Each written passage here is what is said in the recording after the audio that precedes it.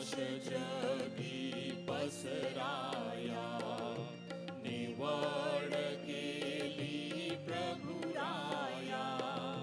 प्रकाश जगी पसराया, निवड केली प्रभुराया. अखंड करण्या तुझीच सेवा, दे मजला वरदान. तुझ्या कृपेची प्रेमळ छाया मजवर राहू दे. पिता पुत्र आणि पवित्र आत्मा यांच्या नावे.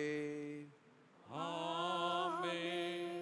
आपल्या प्रभू येशू ख्रिस्ताची कृपा, परमेश्वराची प्रीती आणि पवित्र आत्म्याचा सहवास तुम्हास लाभो. आणि तुम्हाला सुद्धा.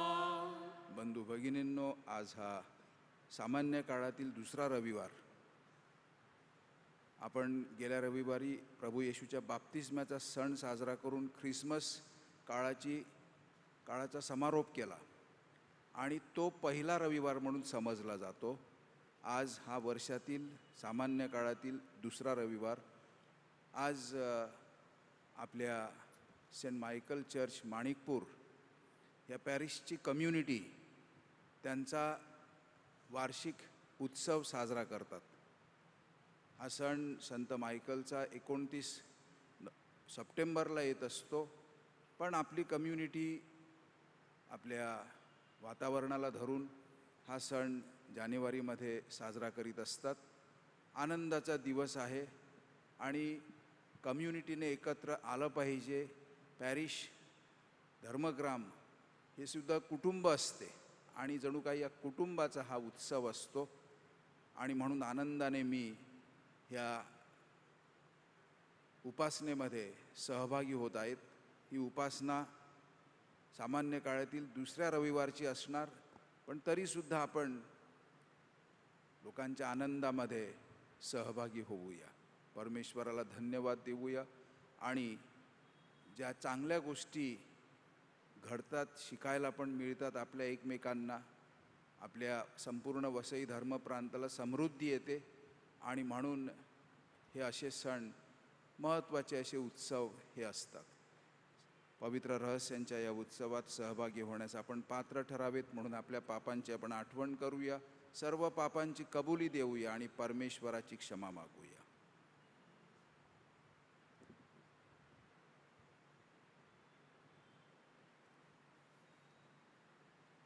पश्चातापी अंतःकरणाने आपण एकत्र म्हणूया. सर्व शक्तिमान परमेश्वराजवळ व तुम्हा बंधू भगिनींजवळ मी कबूल करतो की कल्पनांनी, शब्दांनी, कृत्यांनी व हायगाईने मी फार पापे केली आहेत. माझा अपराध, माझा अपराध, माझा फार मोठा अपराध. म्हणून नित्यकुमारी पवित्र मारिया, सर्व देवदूत व सर्व संत यांना व तुम्हा बंधू भगिनींना विनंती करतो की माझ्यासाठी आपल्या प्रभू परमेश्वराजवळ प्रार्थना करा. सर्व समर्थ परमेश्वर आम्हावर दया करो व आमच्या पापांची क्षमा करून आम्हाला सार्वकालिक जीवनाकडे नेवो.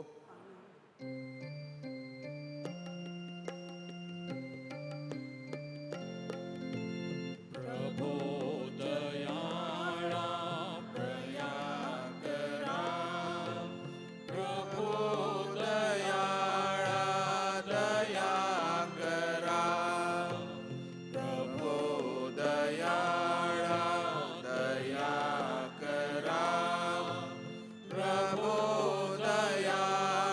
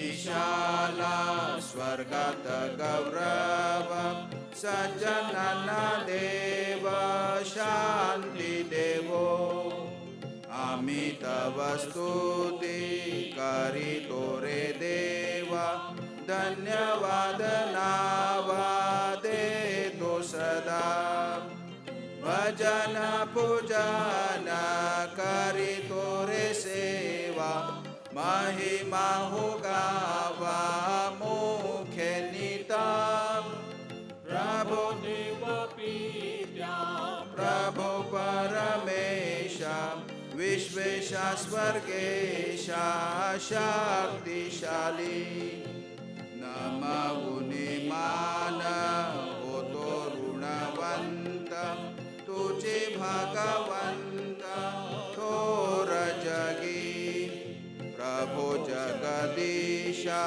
प्रभो येशू ख्रिस्ता एकुलत्या सुता गुणवंता जनका नंदना परमेश को करा प्रभो दुःखहरा परमेशा दयेच्या सागरा जग पापहारी दया मावारी करीत्वरा पतित पावना जग पापहारी प्रार्थना स्वीकारी अनाथांची पैसला पित्याच्या उजव्या हाताशी तुझे अविनाशी दया करी परम पित्याच्या वसे ऐश्वर्यात परम पवित्र आत्म्यासह परम पवित्र तुझी प्रभुवर तुझी एक थोर येशू ख्रिस्ता परम ईशाला स्वर्गात गौरव सज्जनांना देव शांती देवो सज्जनांना देव शांती देवो आपण प्रार्थना करूया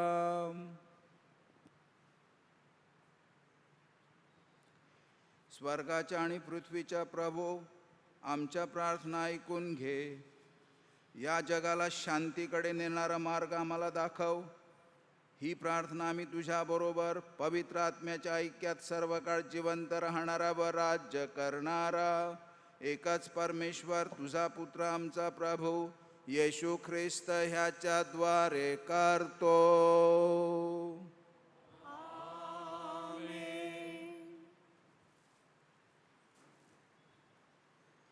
शमूवेलच्या पहिल्या पुस्तकातून घेतलेले आजचे पहिले वाचन. देवाचा दीप अजून मालवला नव्हता आणि शमूवेल परमेश्वराच्या मंदिरात जेथे देवाचा कोश होता तेथे झोपला होता. तेव्हा परमेश्वराने शमूवेलला हाक मारली, शमूवेल शमूवेल. तो म्हणाला, काय आज्ञा? मग तो एलीकडे धावत जाऊन म्हणाला, काय आज्ञा? तुम्ही मला हाक मारली. पण एली म्हणाला, मी नाही हाक मारली, परत जाऊन झोप. त्यावरून तो परत जाऊन झोपला. पुन्हा परमेश्वराने शमूवेल अशी हाक मारली. तेव्हा शमूवेल उठून एलीकडे जाऊन म्हणाला, काय आज्ञा? मला तुम्ही हाक मारली. पण तो म्हणाला, मुला, मी तुला हाक मारली नाही, परत जाऊन झोप. अद्यापि शमूवेलला परमेश्वराची ओळख झाली नव्हती आणि परमेश्वराचा आदेश त्याला झाला नव्हता. परमेश्वराने शमूवेलला तिसऱ्यांदा हाक मारली. तेव्हा तो उठून एलीकडे गेला आणि म्हणाला, काय आज्ञा? तुम्ही मला हाक मारली. परमेश्वर त्या बालकास हाक मारित आहे असे एली आता समजला. तेव्हा एली शमूवेलला म्हणाला, जाऊन झोप. आणि त्याने पुन्हा हाक मारली तर म्हण, हे परमेश्वरा बोल, तुझा दास ऐकत आहे. मग शमूवेल जाऊन आपल्या जागी झोपला. तेव्हा परमेश्वर येऊन उभा राहिला आणि पहिल्याप्रमाणे शमूवेल शमूवेल अशी त्याने हाक मारली. तेव्हा शमूवेल म्हणाला, बोल, तुझा दास ऐकत आहे. शमूवेल वाढत गेला. परमेश्वर त्याच्याबरोबर असे आणि त्याचे कोणतेही वचन त्याने वाया जाऊ दिले नाही. हा प्रभूचा शब्द आहे. देवाचे आभार मानू.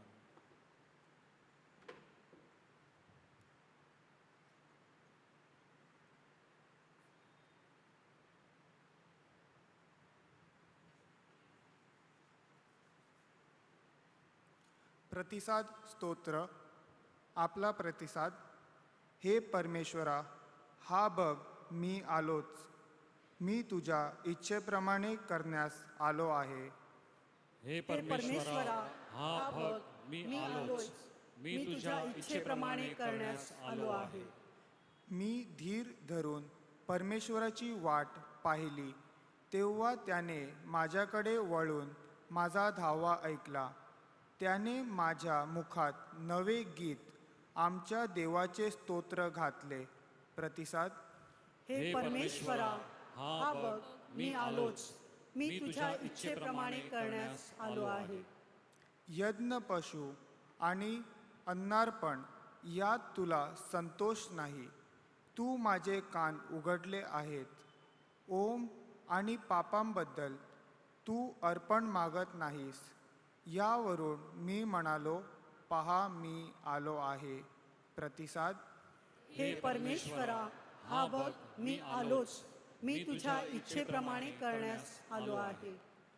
ग्रंथपटात माझ्याविषयी लिहून ठेवले आहे की, हे माझ्या देवा, तुझ्या इच्छेप्रमाणे करण्यात मला आनंद आहे. तुझे शास्त्र माझ्या अंतर्यामी आहे. प्रतिसाद. हे परमेश्वरा, हा बघ मी आलोच. मी तुझ्या इच्छेप्रमाणे करण्यास आलो आहे. महामंडलात मी नीतिमत्वाचे सुवृत्त सांगितले. हे परमेश्वरा, मी आपले तोंड बंद ठेवले नाही, हे तू जाणतोस. प्रतिसाद. हे परमेश्वरा, हा बघ मी आलोच. मी तुझ्या इच्छेप्रमाणे करण्यास आलो आहे.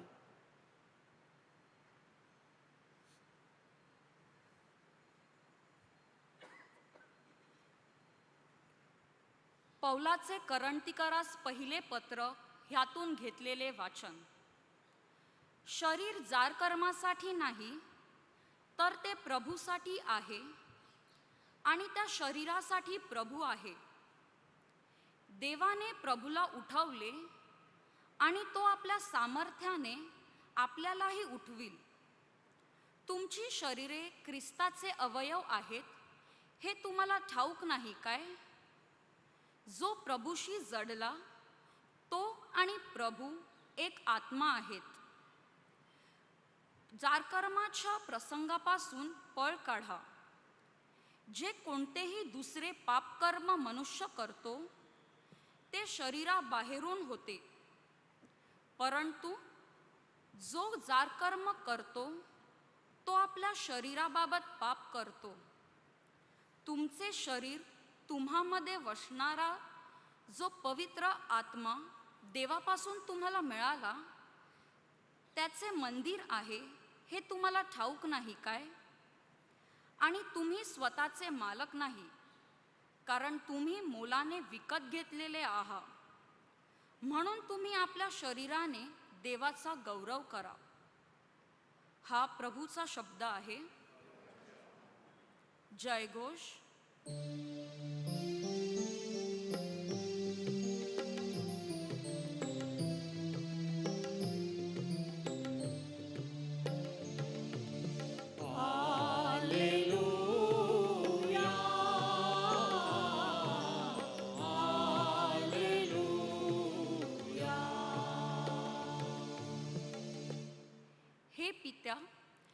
स्वर्गाच्या आणि पृथ्वीच्या प्रभो, मी तुझे स्तवन करतो, कारण केवळ बालकांना तू स्वर्गराज्याची रहस्य प्रकट केली.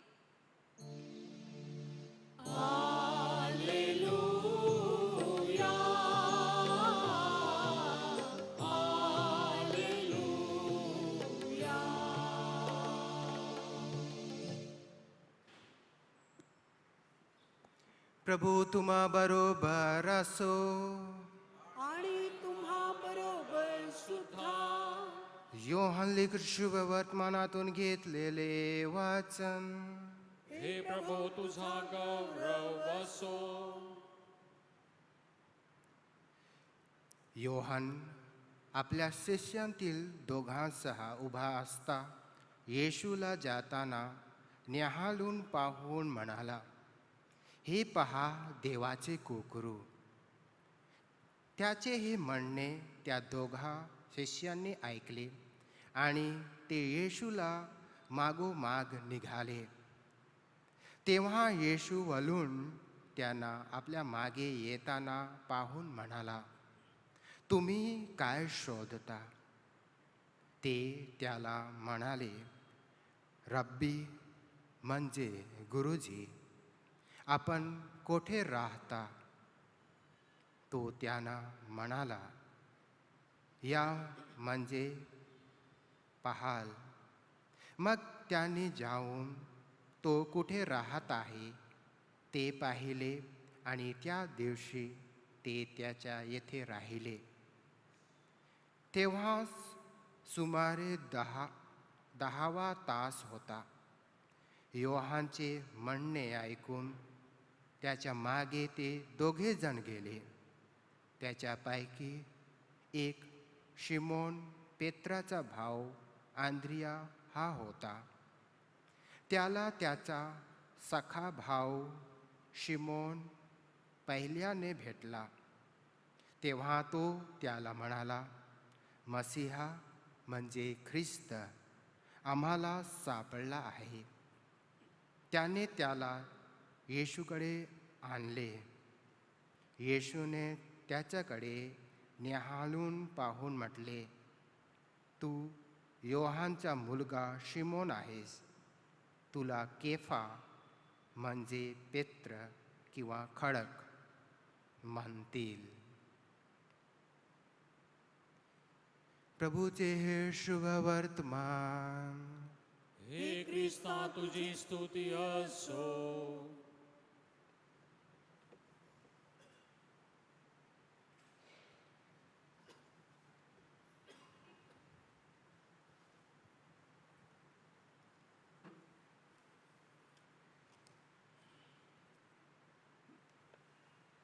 आपण जेव्हा बायबल वाचतो आणि शमूएलासारखी किंवा आता नुकता प्रभू येशूच्या शुभवर्तमानातील हा जो प्रसंग इथे सांगितलेला आहे तो ऐकताना आपल्याला असं वाटते की परमेश्वर जेव्हा आपणाला हाक मारतो, आपल्याशी बोलायला बघतो, तेव्हा काहीतरी मोठा चमत्कार झाला पाहिजे.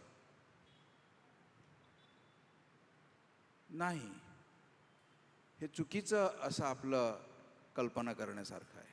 कारण परमेश्वर हा नेहमी आपल्याशी बोलायला बघतो, आपल्याला हाक मारतो, आपल्याशी संवाद साधायला बघतो. आपण मात्र लक्षपूर्वक ते ऐकत नसतो ना. आपल्याला वाटतं की स्वप्नामध्ये तो आला पाहिजे, मरियेला आणि योसेफाला आला तसा, किंवा एलीसारखा झोपेत असताना त्याला हाक ऐकू आली, किंवा आता हे दोन शिष्य येशूच्या मागे जातात तेव्हा त्यांना कशी ही हाक ऐकू आली. तेव्हा हाकेने आपलं लक्ष वेधून परमेश्वर आपणाला नेहमी आमंत्रित करीत असतो व तेथून मग ख्रिस्ती जीवनाला सुरुवात होत असते. मी ख्रिस्ती झालो कारण ख्रिस्ती कुटुंबात जन्माला आलो आणि परंपरेप्रमाणे माझं काहीतरी बाप्तिस्मा वगैरे झाला आणि म्हणून मी ख्रिस्ती आहे, असं बरेचसे लोक आपण दुर्दैवाने कमी समृद्धीचं जीवन, कमी शांतीचं, समाधानाचं आणि आनंदाचं जीवन जगत असतो. बायबलमध्ये याची अनेक उदाहरणं आपण वाचतो. आता बाप्तिस्मा करणारा योहान प्रभू येशूची सर्वात पहिली ओळख लोकांना करून देतो. पण बायबल वाचताना सुद्धा आपण चिंतनपूर्वक ते वाचलं पाहिजे. धावायचं नाही वाचताना. ते न्यूजपेपर नाही, वर्तमानपत्र नाही ते, किंवा एखादी गोष्टीचं पुस्तक नाही ते. तो देवाचा शब्द आहे. आता इथं बघा, मी तुमचं लक्ष वेधून घेतो की बाप्तिस्मा करणारा योहान प्रभूची सर्वांना ओळख करून देतो. हा पहिला ओळख करून देणारा प्रभू येशू ख्रिस्ताची योहान बाप्तिस्ता. पण बघा तिथं संत जॉन एव्हँजलिस्ट, सुवार्ताकार, ज्यानं हे लिहिलं, आजचं नुकतं शुभवर्तमान आपण वाचलं, ते संत जॉनने लिहिलेलं आहे. तो संत जॉन आपल्याला सांगतो, तो मराठीत सुद्धा शब्द बघा कसे वापरतो, की येशू तिथून जात असताना योहान बाप्तिस्ता त्याला नुसतं बघत नाही, तर न्याहाळून बघतो. हे न्याहाळून कशाला शब्द घातला? न्याहाळून म्हणजे काय? न्याहाळून म्हणजे तो त्या माणसाच्या आत शिरतो, अक्षरशः त्या माणसाच्या आत शिरतो. उथळ बघत नाही, वरवरून बघत नाही, तो त्या माणसाच्या आतमध्ये शिरत असतो आणि खोल अंतःकरणात डोकावून बघत असतो. आणि दिसतं तसं नसते म्हणून तो त्याच्या पलीकडे जणू काही बघत असतो. त्याला म्हणतात न्याहाळून बघणे. आपल्याला हे मराठीत डिक्शनरीत शिकवलं आहे, न्याहाळून. नुसतं बघितलं नाही, न्याहाळून बघितलं. आणि हा शब्द तीनदा आलेला आहे. हा पहिला योहान बाप्तिस्ताच्या तोंडातून आला की त्याने येशूवर न्याहाळून बघितलं, फोटो काढला जणू काही आणि ठेवला आपल्या कॅमेरामध्ये. त्याला न्याहाळून बघ. आणि म्हणून देवाला प्रसन्न करणारा असा हा बळी आहे. The lamb of God. Look at the lamb of God. प्रभू येशू देवाचे कोकरू आहे. जगाची पापे हरण करणारं देवाचं कोकरू आहे. आणि म्हणून ख्रिस्ती श्रद्धा स्वीकारण्यासाठी पुढे येणारी प्रत्येक व्यक्ती क्रूसाची वाट निवडीत असते. मी सांगतो त्याच्याविषयी, परंतु त्याच्या अगोदर मला तुमचं लक्ष एका दुसऱ्या शब्दावर वेधायचं आहे. आता कोकरू, की प्रभू येशू देवाचं कोकरू आहे. तुम्ही जर का बघितलं त्या काळच्या बायबलच्या सर्व ठिकाणी देवाला बली देण्यासाठी कोकरू कधीच कोणी आणलं नव्हतं. बकरी आणली, बकरा आणला, गाय बैल आणले, पण कोकराचा कुठेच उल्लेख नव्हता. मग कोकरू का त्यांनी हा शब्द प्रयोग का वापरला? त्याने सिंह का नाही वापरला, जंगलचा राजा? कारण प्रभू येशू ख्रिस्त जे कार्य करणार ते सिंहासारखं धडाडीचं कार्य होतं. सिंहाचं का नाही उदाहरण दिलं? कोकरू का उदाहरण दिलं? कोकरू हे जणू काही शिरगंठीमध्येच नव्हतं लोकांच्या. आणि कशासाठी निवडलं ते? तर लोकांची गुलामगिरीतून सुटका होण्यासाठी मोजेसच्या वेळेला फारो राजाच्या गुलामगिरीमध्ये हिब्रू लोक राहत होती, इस्रायलची लोक राहत होती. आणि त्यांची सुटका करून घेण्यासाठी जेव्हा तो त्यांना जेवण करायला सांगतो, कारण आता ते निघणार आहेत आणि तांबड्या समुद्रामधून परमेश्वर त्यांना वाचवून बाहेर काढणार आहे. आणि अशा वेळेला लोकांना ताकद आली पाहिजे, कारण चालायचं आहे, खूप समुद्रातून पण पार करायचं आहे.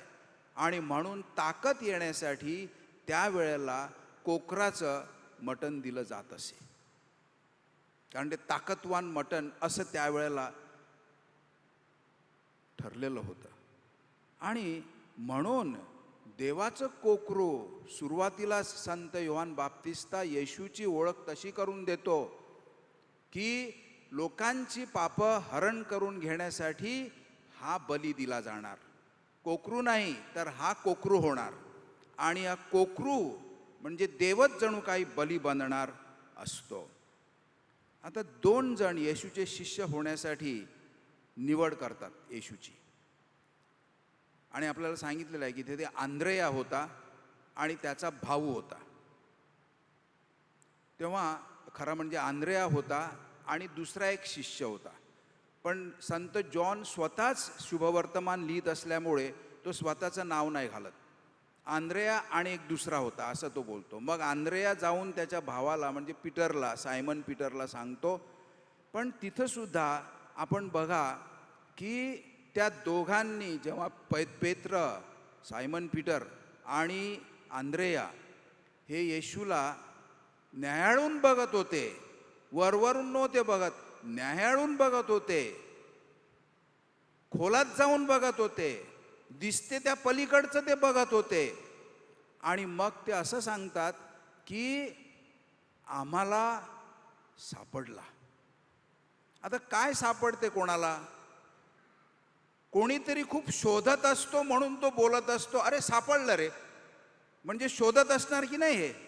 हे खूप शोधत होते त्याला. मसिया येणार, मसिया येणार, मसियाला शोधण्यासाठी हे खूप त्याचा प्रयत्न करत होते. कदाचित त्यांनी 7 समुद्र पायाखाली घातले असतील, मराठीत बोलायचं म्हणजे की त्यांनी खूप पराकाष्ठा केली असेल प्रयत्नांची त्याला शोधण्यासाठी. नुसता त्यांच्या पुढ्यात नाही जाताना तिथे बाय चान्स अरे तो आला, नाही, सापडला ते सांगतात. म्हणजे खूप शोध करत होते. हे शब्द असे फार काही आपल्याला शिकवून जातात. आता तेव्हा प्रभू येशू त्यांना न्याहाळून बघतो, त्या दोघांना, कारण हे त्याच्या मागे चालायला लागतात. संत जॉन बाप्तिस्ताचे ते शिष्य होते. आंद्रेया हा संत बाप्तिस्ताचा शिष्य होता. आणि जेव्हा संत बाप्तिस्ता त्यांना सांगतो देवाचं कोकरू हे आहे, म्हणजे मसिया हा आहे जणू काही, आणि म्हणून ते जेव्हा त्याच्या मागे चालायला लागतात तेव्हा येशू वळतात आणि त्यांना विचारतात, काय रे बाबा, तुम्ही काय शोधता, तुम्ही काय शोधता? आता इथे सुद्धा प्रभू येशूच्या प्रश्नाचे उत्तर उथळ असता कामा नये. काय शोधता म्हणजे आदामाने देवाविरुद्ध पाप केल्यावर देव त्याला विचारतो, आदामा तू कुठे आहेस? आता कुठे आहेस म्हणजे काय, मुंबईला आहे का वसईला आहे असं सारखा प्रश्न नव्हता तो. तू कुठे आहेस म्हणजे जीवनाच्या कुठल्या स्थितीत तू आहेस? अरे तू भल्या माणसा, तू माझ्या विरुद्ध वागलास, तू पाप केलं, मी तुला सांगून ठेवलं होतं एवढं तरी. म्हणून परमेश्वर आदामाला विचारतो, अरे आदामा तू कुठे आहेस? जणू काही हतबल परमेश्वर झाला की तुला मी एवढं सांगून तू काय केलंस. म्हणून त्याला त्याची स्थिती विचारली, तू जीवनात कुठे आहेस, तू काय करतोस, असा का वागतोस तू, असा हा सखोल प्रश्न होता. तर त्याचं उत्तर आपण उथळ द्यायचं नाही, मी कुठे आहे म्हणजे मी इथे आहे. तसंच ह्याला विचारलं, या दोघांना, की तुम्ही दोघं काय शोधत आहात, ते काय शोधत आहात? ह्या प्रश्नाचं उत्तर आपण असं नाही द्यायचं, उदाहरणार्थ मी आज जेवण करण्यासाठी बाजारात काय मिळेल ते शोधत आहे. अरे तो प्रश्न होता का? दुपारचं जेवण होतं त्याच्या बाजारात गेलो आहे आणि काय चिकन घ्यायचं का मटण घ्यायचं असा प्रश्न आहे का हा? नाही. जीवनात काय शोधता तुम्ही?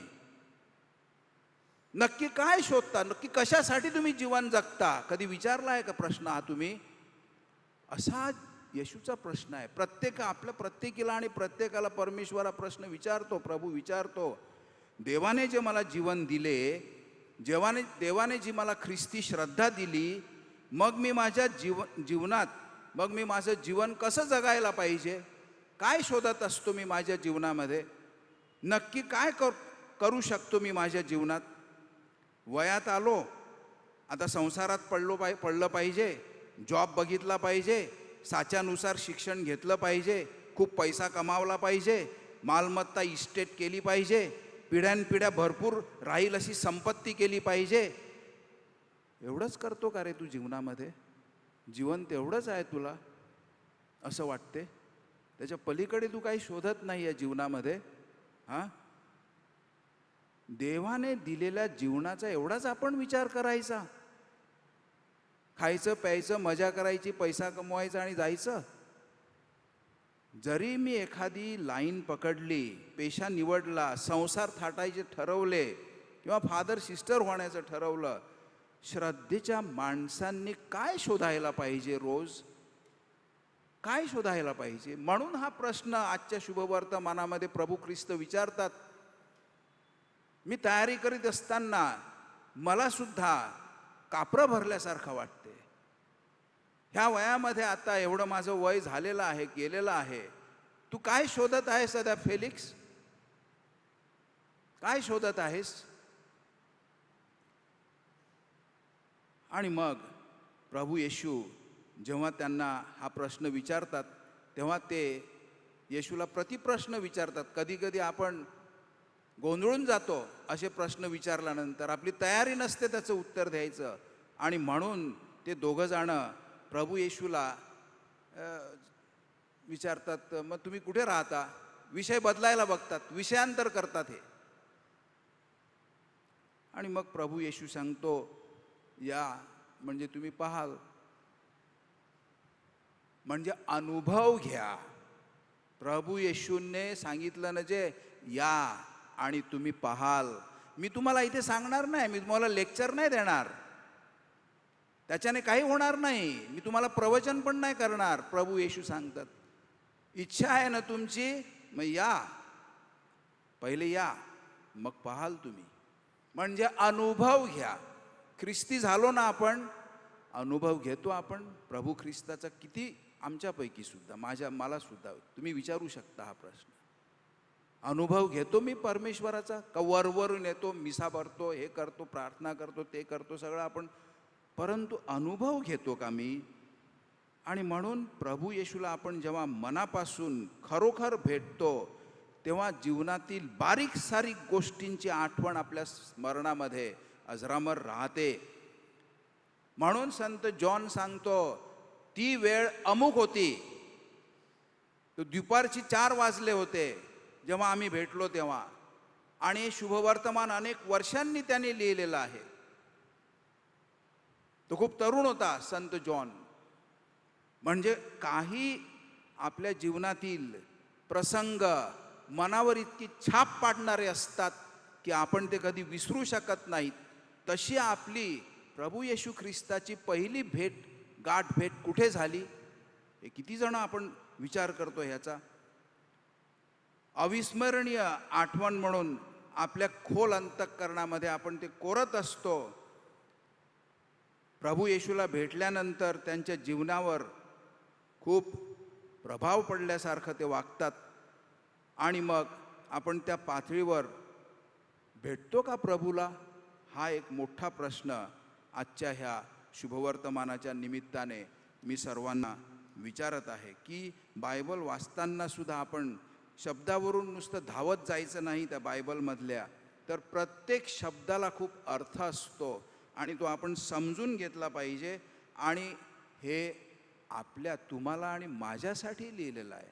सामुएलची गोष्ट माझी करमणूक करण्यासाठी मला सांगितलं नाही, पण सामुएलासारखी हाक कदाचित मला पण मारत असेल परमेश्वर, पण मी जर माझ्या आवाजामध्येच गुंग झालो असेल, मी माझ्या सगळ्या प्रॉब्लेममध्ये, आणि आम्हाला काय ऐकू येणार आहे?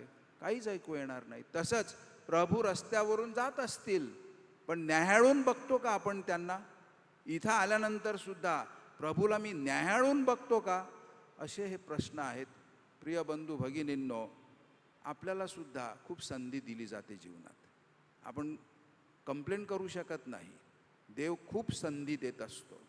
निरनिराळ्या प्रसंगी आपल्याला देव संधी देत असतो आणि आपण प्रत्येक संधी स्वीकारली पाहिजे आणि त्याप्रमाणे आपलं जीवन आपण खऱ्या अर्थाने आध्यात्मिक, संपन्न आणि समृद्ध असं बनवून आपलं जीवन जगावं, ह्यासाठी आपल्याला हा देवाचा शब्द दिलेला आहे. आपण उभे राहूया आणि आपली श्रद्धा आता एकत्रपणे जाहीर प्रकट करूया. स्वर्ग आणि पृथ्वी यांचा उत्पन्न करता सर्व समर्थ परमेश्वर पिता, यावर माझा विश्वास आहे. त्याचा एकुलता एक पुत्र आमचा प्रभू येशू ख्रिस्त, यावरही माझा विश्वास आहे. तो पवित्र आत्म्याच्या योगाने गर्भी संभवला, कुमारी मरियेपासून जन्मला, पोंती पिलाताच्या अंमलाखाली त्यांनी दुःख भोगले, त्याला क्रूसावर खिळले, तो मरण पावला, त्याला पुरले, तो अधोलोकात उतरला, तिसऱ्या दिवशी मेलेल्यातून उठला, स्वर्गात चढला आणि सर्व समर्थ देवपित्याच्या उजवीकडे बसला आहे. तेथून तो जिवंत आणि मेलेले यांचा न्याय करावयास पुन्हा येईल.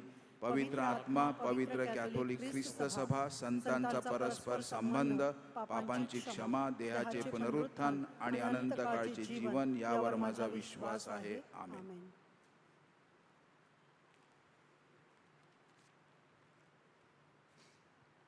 विनंत्या. प्रत्येक विनंतीनंतर आपले उत्तर गायण्यात असेल.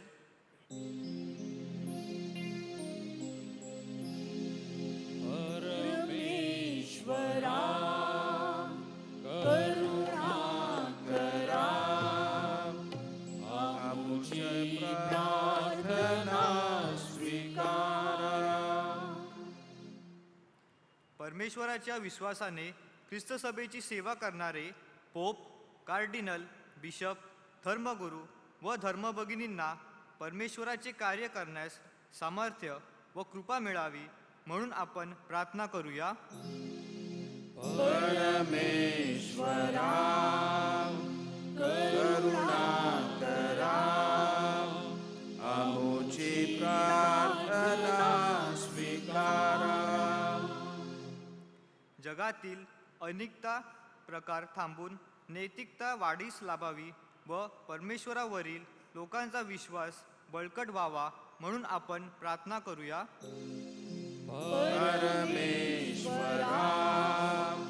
करुणा करा, आमची प्रार्थना स्वीकारा. जे लोक गंभीररित्या आजारी आहेत अशांचा आजार बरा व्हावा व परमेश्वराने त्यांना चांगले आरोग्य द्यावे म्हणून आपण प्रार्थना करूया. परमेश्वरा करुणा करा, आमची प्रार्थना स्वीकारा. आपल्या सर्व राजकीय नेत्यांना न्यायाचे, शांतीचे व प्रीतीचे राज्य स्थापन करण्यास परमेश्वराची कृपा मिळावी म्हणून आपण प्रार्थना करूया. परमेश्वरा करुणा करा, आमची प्रार्थना स्वीकारा. आता क्षणभर शांत राहून आपल्या वैयक्तिक व कौटुंबिक हेतूसाठी आपण प्रार्थना करूया. हे स्वर्गीय पित्या, तुझ्या ख्रिस्त सभेच्या प्रार्थना ऐक. आमच्या श्रद्धेमधील उणीवा तुझ्या प्रेमाने भरून काढ. ही प्रार्थना आम्ही आमच्या प्रभू ख्रिस्ताद्वारे करतो. आमेन.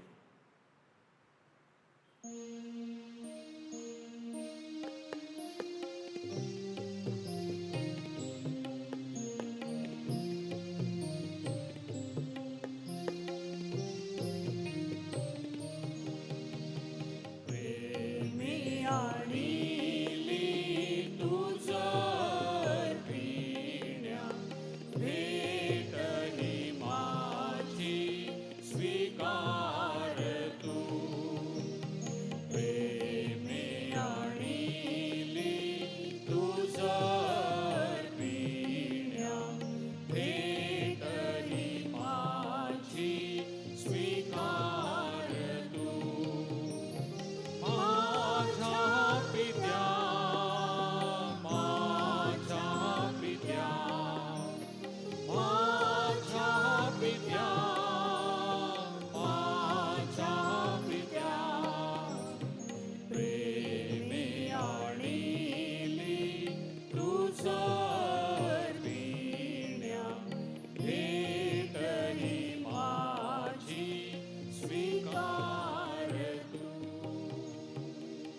बंधू भगिनींनो, माझे आणि तुमचे हे बलिदान सर्व शक्तिमान परमेश्वर पित्याला मान्य व्हावे म्हणून आता प्रार्थना करा. आपल्या हातून अर्पण केलेल्या बलिदानाचा प्रभू स्वीकार करो. त्यामुळे त्याच्या नावाचे गुणगान गौरव आमचे व त्याच्या पवित्र ख्रिस्त मंडळाचे कल्याण हो. हे परमेश्वर बापा, आदराने आणि भक्ती भावनेने हा बलिदान विधी आम्हाकडून साजरा केला जावो. कारण जेव्हा आम्ही प्रभू येशू ख्रिस्ताच्या मृत्यूची घोषणा करतो तेव्हा त्याचे तारण कार्य तू आम्हामध्ये घडवीत असतोस. तो परमेश्वर असून सर्व काळ जिवंत राहतो व राज्य करतो. आमेन. प्रभू तुम्हा बरोबर असो. आणि तुम्हा बरोबर सुद्धा. तुमचे अंतःकरण प्रभूकडे लावा. आम्ही ते लावले आहे. प्रभू आमचा परमेश्वर, याचे आभार मानूया. ते योग्य व रास्त आहे. हे पवित्र पित्या, सर्व समर्थ सनातन परमेश्वर, आमच्या प्रभू येशू ख्रिस्ताद्वारे आम्ही तुझे नित्य आणि सर्वत्र आभार मानावेत. हे योग्य व तारणदायक आहे. पापी मनुष्यांवरील प्रीतीमुळे ख्रिस्ताने नम्रता धारण केली व कुमारीपासून जन्म घेतला. क्रूसावर यातना सहन करून त्याने आमची मृत्यूपासून सुटका केली. मेलेल्यातून पुन्हा उठून त्याने आम्हाला शाश्वत जीवन मिळवून दिले. आणि म्हणून स्वर्गीय दरबारातील दूतांच्या गायक वृंदांच्या निरंतर गुणगानात सामील होऊन आम्ही तुझा गौरव गातो.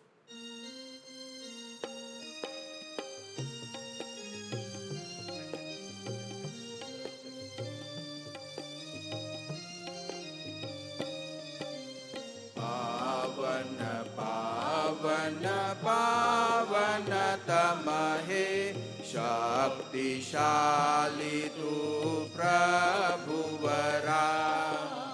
पावन पावन पावन तमहे शक्तिशाली तू प्रभुवरा. तुझ्या गौरवे अखंड भरली, पुनीत जाहली स्वर्गधरा. जय जय जय जयकार प्रभूचा, यशोगीत गान भांतरा.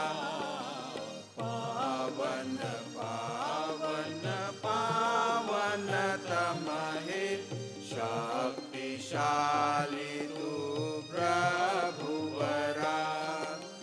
परमैशाच्या पावन नावे एत धन्य तो जनांतरा. जय जय जय जयकार प्रभूचा, यशोगीत गान भांतरा. पावन पावन पावन तमहे शक्तिशाली तू प्रभुवरा. प्रभो, तू खरोखर पवित्र आहेस. सर्व पावित्र्याचा तू उगम आहेस. ही दाने पवित्र करण्यासाठी तुझा पवित्र आत्मा यांच्यावर येवो. ही दाने आमच्यासाठी आमच्या प्रभू येशू ख्रिस्ताचे शरीर व रक्त बनवत. स्वेच्छेने स्वीकारलेल्या आपल्या दुःख सहनापूर्वी त्याने भाकर घेतली, तुझे आभार मानले आणि भाकर मोडून ती आपल्या शिष्यांना दिली आणि म्हटले, तुम्ही सर्वजण ही घ्या आणि खा. हे माझे शरीर आहे, हे तुमच्यासाठी अर्पिले जाईल.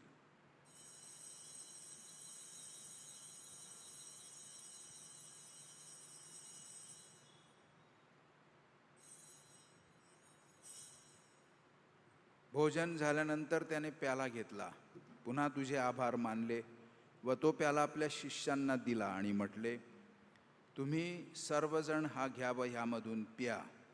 हा माझ्या रक्ताचा प्याला आहे. नव्या व शाश्वत कराराचे हे रक्त आहे. हे तुमच्या व साऱ्या मानवांच्या पापक्षमेसाठी सांडण्यात येईल. हे माझ्या आठवणीसाठी करा.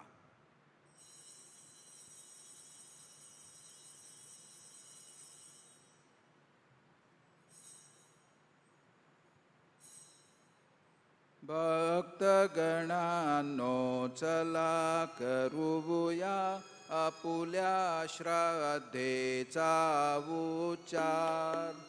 मरणातून प्रभू येशू उठला, येईल जगती पुनर्भेटीला. श्रद्धेचा या पुनरुच्चार. ख्रिस्ताच्या मरणाच्या आणि पुनरुत्थानाच्या स्मरणार्थ हे पित्या, आम्ही तुला ही जीवनदायी भाकर आणि हा तारणदायक प्याला अर्पण करतो. तुझ्यासमोर उभे राहण्यास आणि तुझी सेवा करण्यास आम्हाला पात्र केल्याबद्दल आम्ही तुझे आभार मानतो. ख्रिस्ताचे शरीर आणि रक्त सेवन करणारे आम्ही सर्व पवित्र आत्म्याच्या कृपेने एक व्हावेत असे आम्ही विनवितो.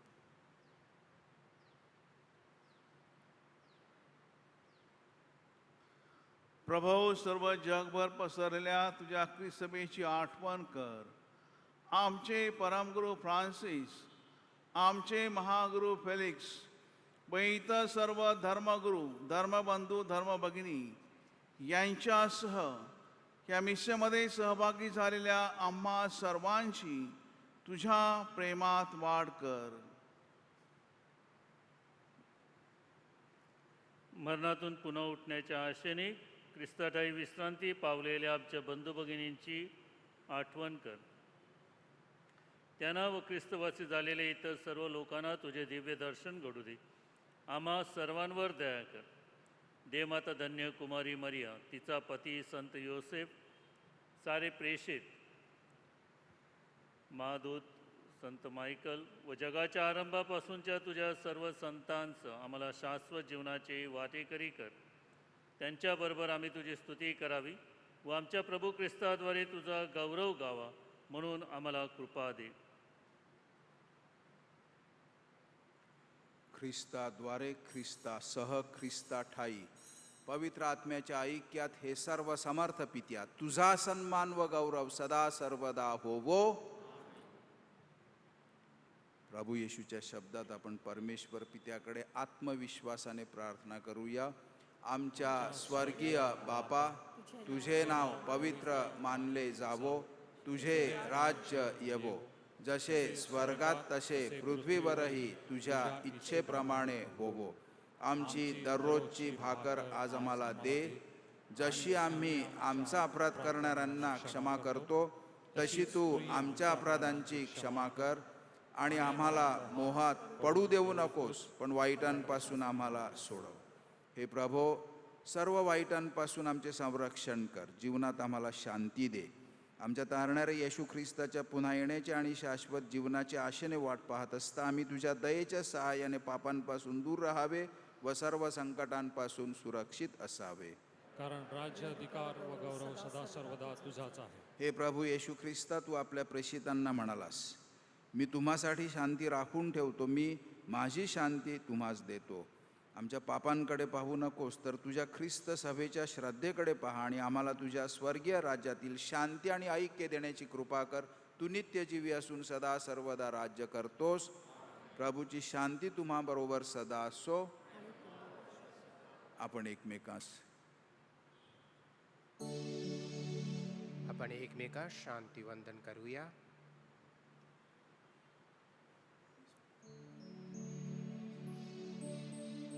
जगाची पापे दूर करणाऱ्या परमेश्वराच्या कोकरा, तू आम्हावर दया कर. जगाची पापे दूर करणाऱ्या परमेश्वराच्या कोकरा, तू आम्हावर दया कर. जगाची पापे दूर करणाऱ्या परमेश्वराच्या कोकरा, तू आम्हाला शांती दे.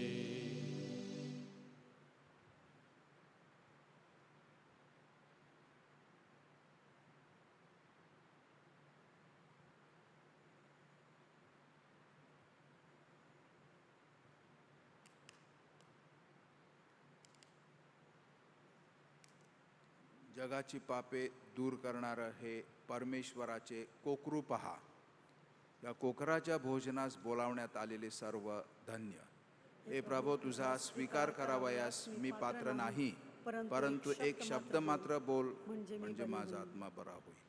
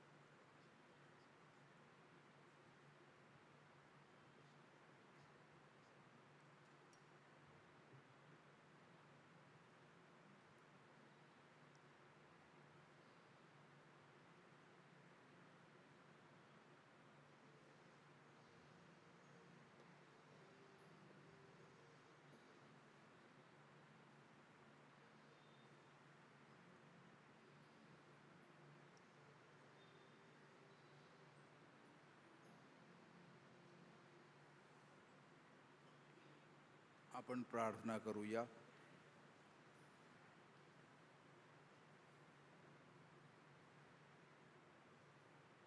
हे प्रभो, ह्या स्वर्गीय भाकरीने तू आमचे पोषण केले आहेस. तुझ्या पवित्र आत्म्याने आम्हाला भरून टाक. शांतीने आणि प्रेम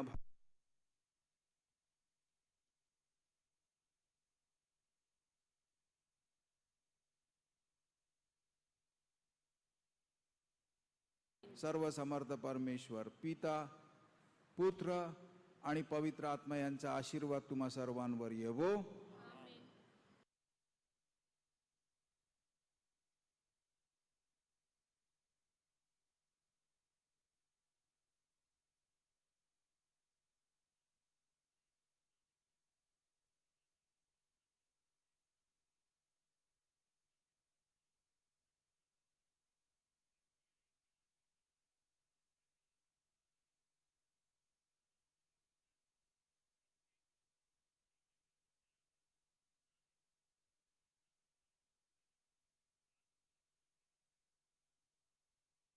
के प्रार्थना व्हॅटिकनमधून पाठवलेली पुस्तिका सेवक नेत्यांमार्फत व्हॉट्सअपद्वारे प्रत्येक कुटुंबात वापरता येईल. तसेच शुक्रवार 22 जानेवारी रोजी संध्याकाळी 5 वाजता ऑनलाईन झूमवर ख्रिस्ती ऐक्य प्रार्थना सभा असेल. त्यात विविध ख्रिस्ती पंथीय नेते भाग घेतील. आर्चबिशप फेलिक्स मचाडो हे सुद्धा सहभागी होतील. प्रार्थनेची यूट्यूब लाईव्ह लिंक या आठवड्यात सेवक नेत्यामार्फत तुम्हाला मिळेल. तरी आपण प्रार्थनेत सहभागी व्हावे ही विनंती. ह्या वर्षी 2020 आणि 21 ज्या मुलामुलींनी दृढीकरणाचे फॉर्म भरले आहेत त्यांच्यासाठी रविवार दिनांक 24 जानेवारी रोजी संध्याकाळी 4 वाजता लॉयला हॉलमध्ये सभा आयोजित केली आहे. पालकांसह हजर रहा. आपल्या पॅरिसचे मुखपत्र माणिक या अंकाचे आता मिसानंतर प्रकाशन होत आहे. आपल्या प्रत सेजोल प्रमुखाकडून घ्यावी. सणानिमित्त सांस्कृतिक कार्यक्रम यूट्यूब व सिग्नेटवर प्रसारित केला जाईल. उद्या संध्याकाळी 7 वाजता. ज्यांनी सहकार्य केले त्यांना धन्यवाद. सणानिमित्त अनेकांनी सहकार्य केले. तसेच आपण दिलेल्या दानांबद्दल आपणा सर्वांस धन्यवाद. जेजुइट फादर्स, कनोशन सिस्टर्स व पॅरिस काउन्सिलतर्फे आपणा सर्वांना संत मायकलच्या सणाच्या हार्दिक शुभेच्छा. हा सण आपणा सर्वांना सुखाचा, समाधानाचा व भरभराटीचा जावो. आपल्या समवेत आपले आर्चबिशप यांनी येऊन मिसा साजरी केली त्याबद्दल त्यांना धन्यवाद.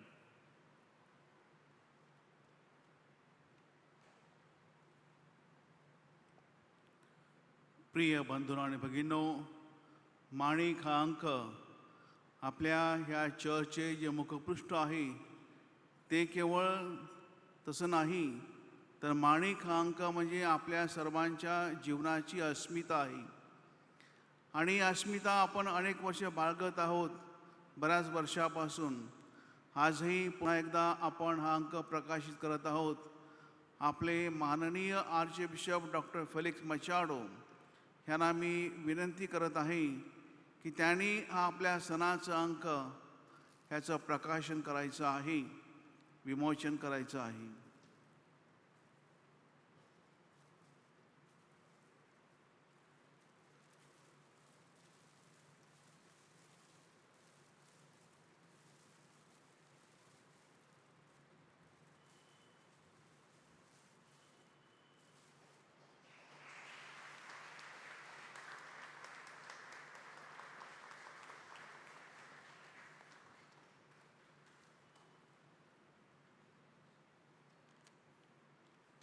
अंकाचं विमोचन झाल्याचं मी जाहीर करतो. प्रिय बंधू आणि भगिनींनो, डॉक्टर आर्चबिशप फेलिक्स मचाडो यांना मी आज विशेष धन्यवाद देत आहे. मी त्यांना विनंती केली की तुमच्या हस्ते या अंकाचं विमोचन व्हावं आणि त्यांनी आपल्या विनंतीला मान्यता दिलेली आहे. आणि मिसानंतर हे विमोचन झालेलं आहे. मला सांगण्यासाठी अभिमान वाटतो की आर्चबिशप नेहमी आपल्याला अनेक गोष्टीबाबत सहकार्य करत आहेत. ज्याप्रमाणे धार्मिक बाबतीमध्ये सहकार्य करत आहेत, त्याचप्रमाणे साहित्याच्या संदर्भामध्ये सुद्धा नेहमीच आम्हाला आपल्याला सहकार्य करत आहे. या माणीच्या अंकामध्ये संत मायकलच्या संदर्भामध्ये त्याने अतिशय सुंदर असा लेख लिहिला आहे. नक्की कोण आहेत दूत आणि महादूत. कदाचित बिशपाने जे लिहिलं आहे ते आपल्याला माहीत नसेल, मलाही माहीत नव्हतं, परंतु एकंदरीत दूत आणि महादूतांची जी भूमिका आहे किंवा त्यांचं जे कार्य आहे त्या संदर्भामध्ये त्यांनी अतिशय सुंदर प्रकारे विश्लेषण केलेलं आहे. आपण हा लेख अवश्य वाचा. त्याच्याशिवाय अनेक चांगले लेख या माणिकच्या अंकामध्ये आहेत. अनेकांनी आपल्याला सहकार्य केलं आहे. माणिकचं जे मुखपृष्ठ आहे, मलपृष्ठ आहे आणि मधली जी 2 रंगीत पानं आहेत, याच्यामध्ये सुद्धा आपल्या ह्या धर्मग्रामाची अस्मिता आपण पाहू शकतो. आणि त्यासाठी अनेकांनी श्रम घेतलेले आहेत. मी कोणाच्या नावाचा उल्लेख करत नाही. ती व्यक्ती ती हजर आहे आणि त्याला नाव घेणं आवडत नाही, परंतु ज्याने या माणीच्या अंकाला पूर्णपणे सहकार्य केलं आहे, ज्यांच्या स्पर्शाने ह्या माणीच्या अंकाचा जन्म झालेला आहे, त्यांना आम्ही विशेष धन्यवाद देतो, त्यांचे आभार मानतो. मी जे लिहिले आहे ते माझे विचार नाहीत. ख्रिस्त सभेची मी शिकवण दिलेली आहे. अधिकृत शिकवण ख्रिस्त सभेची दूत आणि महादूतांविषयी जी आहे ती मी शिकवण दिलेली आहे. आणि त्यांचं कार्य, आपल्या महादूतांचं दूतांचं कार्य आपल्या जीवनामध्ये अत्यंत महत्त्वाचं असं आहे. आपण राखणारा देवदूत मानतो. आपण 3 महादूत यांची विशेष आठवण करतो. ती त्यांची नावं जरी नसली पण त्यांचं कार्य मात्र तुम्हाला आणि मला जिवंत ठेवते आणि मोठं करते, हे आपण विसरायचं नाही. ती अधिकृत अशी चर्चची शिकवण आहे.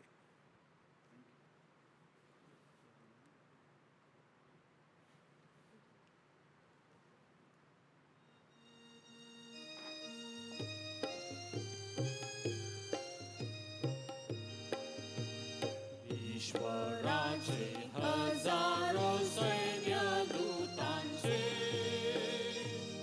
उत्सुक आकाशावर मांडलेले आहे. सन्निगे त्याचा झेंडालेला दूतांचा नायक स्वर्गाचा राजकुमार. सन्निगे आश्रितात्या शक्तिमान सायकरी हो सर्वांच्या गरजा. सन्निगे आमचा तू राखणार प्रेमात. सर्व विघ्नापासून आम्हास सांभाळ. बंद झाले होते त्याचा पराभव करू. सन्निग गेले आपल्या झेंड्यावरून. सैतानास व त्याच्या सैन्यात जोराने स्वर्गातून यमकोंडात फेकून दिले. सन्निगे आश्रितात्या शक्तिमान सायकरी हो